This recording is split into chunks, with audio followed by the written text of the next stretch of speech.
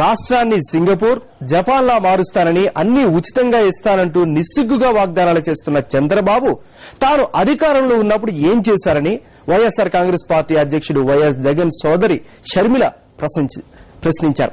మల్కాజిగిరి లోక్సభ నియోజకవర్గం పరిధిలో పర్యటించిన షర్మిల 9 ఏళ్ల కాలంలో ఏం చేశాడో చెప్పుకోలేని స్థితిలో చంద్రబాబు ఉన్నారని ఎద్దేవా చేశారు.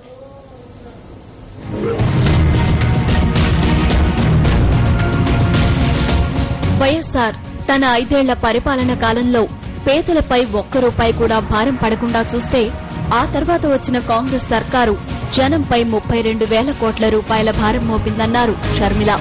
మంగళవారం గ్రేటర్ హైదరాబాద్ పరిధిలోని కుత్బుల్లాపూర్, షాపూర్, మల్కాజ్గిరి, కంటోన్మెంట్, శాంతినగర్, ఎల్బీనగర్ ప్రాంతాల్లో బహిరంగ సభలు, రోడ్ షోల్లో పాల్గొన్నారు.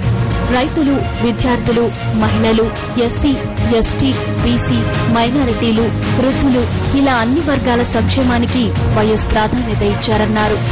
ఇందువల్లే జనం గుండెల్లో వైఎస్ ఉన్నారన్నారు. జనానికి మేలు చేసే పథకాలను వైఎస్ ప్రవేశపెడితే అదే చంద్రబాబు తన పాలన కాలంలో ప్రజలను కష్టాల పాలు చేశారన్నారు. ఇప్పుడు ఎన్నికలొచ్చాయి, మళ్లీ దొంగ వాగ్దానాలు మొదలుపెట్టాడు చంద్రబాబు గారు. 9 సంవత్సరాల అధికారంలో ఉన్నాడు.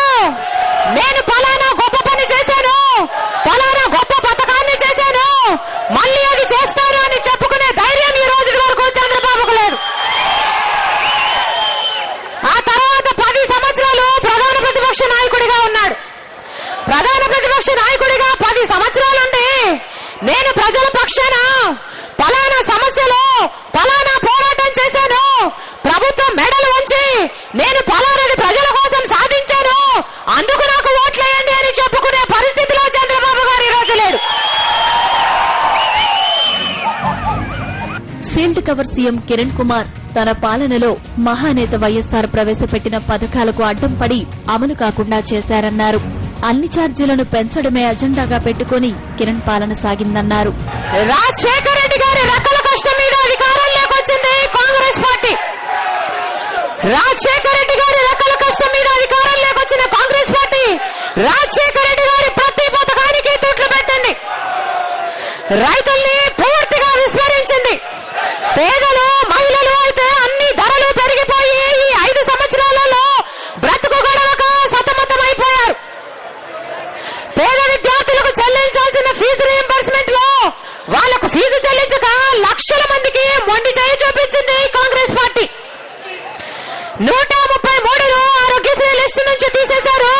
97 ఆసుపత్రులను ఆరోగ్యశ్రీ నుంచి లిస్టు నుంచి తీసేసి పాపం సామాన్యుణ్ణి మళ్లీ ప్రభుత్వ ఆసుపత్రికి వెళ్ళండి అని శాసించింది ఈ కాంగ్రెస్ పార్టీ.